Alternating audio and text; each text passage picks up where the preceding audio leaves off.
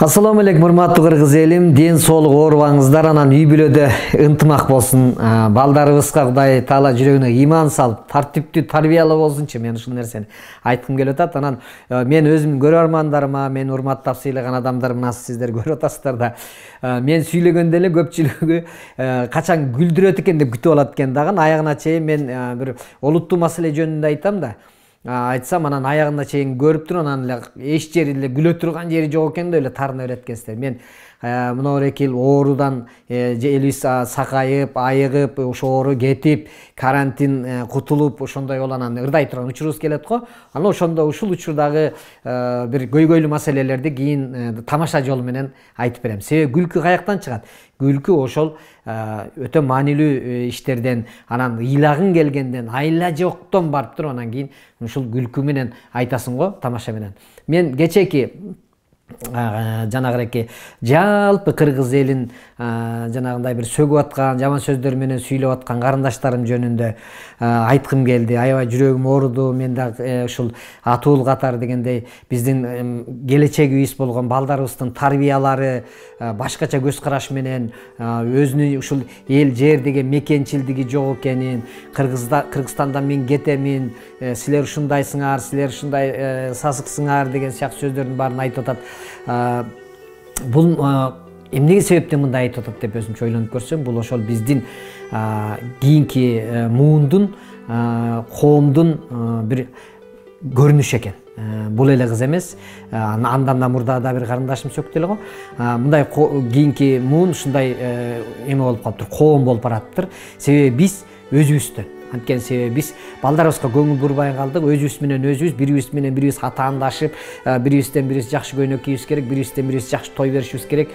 Кыскасы, өзүбүз менен болуп жүрө эле балдарыбыздын тарбиясына көңүл бурбай калганбыз. Ал эми балдарыбыздын тарбиясын болсо, атайын ушул Кыргызстандын жакыр болуп турушу, Кыргызстандын барып жок болуп кетиши, Кыргызстандын келечеги ушундай тартипсиз, маданиятсыз болушу үчүн атайын иштеп аткан сырттан келген, Европа тараптан келген күчтөр бар. Аны жакшы билесиздер. Ошолордун акчасы менен дагы келип алып, ушул биздин арабызда чагымчылдыкты салып, ушундай тарбиялап аткан, өзүбүз байкабай калсак, балдарыбызды ушинтип тарбиялап атат экен. Аны деле көрүп атасыздар, мына кечеги күнү эле уландылары, ошолордун натыйжасы чыкканы. Жанагы мен чай куйбаймын, анан мен төрөбөймүн, анан мен келин болбоймун, мен баш ийбешим керек, менин өзүмдүн укугум бар, тең укуктуулук деп аттуу баштуу эле керек болсо Кыргызстандын тагдыры колдоруна берилген улуу ага эжелерибиздин тарбиясы менен көчөдө жүгүрүп бир мындай жулкунган бир эжекелерибиз бар. Ошолордун бир тарбиясы менен келип чыккан жаштардын мына жыйынтыгы ушул болуп атат.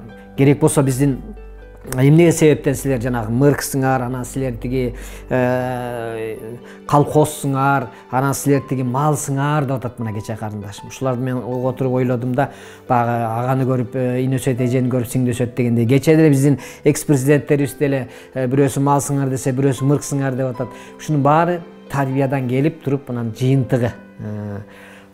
Мен буну сөккөнүнө деле таң калган жокмун. Себеби дегенде биз өзүбүздүн ушундай жол мененге макул болуп атканыбыздан, Кыргыздын өзүнүн жакшынакай болгон үрп адаты, каада салты, илгертеден бери келаткан, улууну урматтаган, кичүүнү сыйлаган салттарыбыздын баары өзүбүз кадырлабай, барктабай койгонбуз. Керек болсо кечеге мага ушунчалык катуу тийгени, мынау милиционерге дейт, колхозго дейт, мал дейт, мага орусча айтпайбы дейт. Кыргызстандыкпыз го биз. Кандай акысы бар деп мен өзүмчө аябай кыйналдым. Кыргызстандык болуп туруп, ким болбосун кыргызча сүйлөсөк, кыргызчаны өзүбүз кыргыз тилин, каада салтын барктасак, урматтасак гана, тилибизди өзүбүз барктасак гана ошондо ийгиликке жетебиз. Мен көп жылдан бери жаман көрүп келатабыз. Өзүбүз эле туруп эле кичинекей Кыргызстандын ичинде бирибиз тиги орустун сөзүн кошуп сүйлөйбүз, бирибиз ошону мода көрүп атабыз. Мынакей орусча сүйлөгөн ал акылдуу, ким орусча сүйлөбөй калган болсо ал мырк, ал колхоз деп атат жана карындашым. Бирөөбүз орусча кошуп сүйлөсөк, бирөөбүз тиги өзбектин сөзүн сүйлөйбүз, бирөө казактын сөзүн кошуп сүйлөйбүз, бирөө тажиктин сөзүн кошуп сүйлөйбүз, дагы бирөөбүз дагы бир улуттукун кошуп сүйлөйбүз. Кыскасы өзүбүздүн тилибизди барктабагандыгыбыздын кесепетинен жанагындай сөздөр өзүбүзгө айтылып атат. Ошон үчүн тең укуктуулук, мына сенин укугуң ушундай, сен деген атаңа баш ийбешиң керек, сен деген чоңоюп калдың, сен келин болбошуң керек, сен минтпешиң керек деп отуруп, мына улуу кичүү деген ортодогу урмат, сый урмат деген нерсени кетирип алдык. Эркектин өзүнүн орду, аялдын өзүнүн орду бар. Кудай Таала өзү ошондой жараткан. Айымдар таарынбаңыздар, тең укуктуулук менен келип туруп, сөгүнүп турсаңар, мына мен да эркек болом деп, мына кандай кулакка жаман угулат. Эми элестетип көрүңүздөрчү, эркек өз ордунда, аял өз ордунда дегени мына үйгө конокко, бир досторуңкуна конокко барып калсаң, жакшынакай болуп тамак ичип, баягы сый болуп бүткөндөн кийин эле күйөөсү туруп ошол жерде айтып атса: "Достор, мына бүгүн келдиңер конок болуп, рахмат силерге. Мына эртең бүгүн азыраак болуп калды. Мен эртең силерди жаратылышка алып чыгып, шаардын сыртына алып чыгып, бир кой союп сыйлайын деп атамын.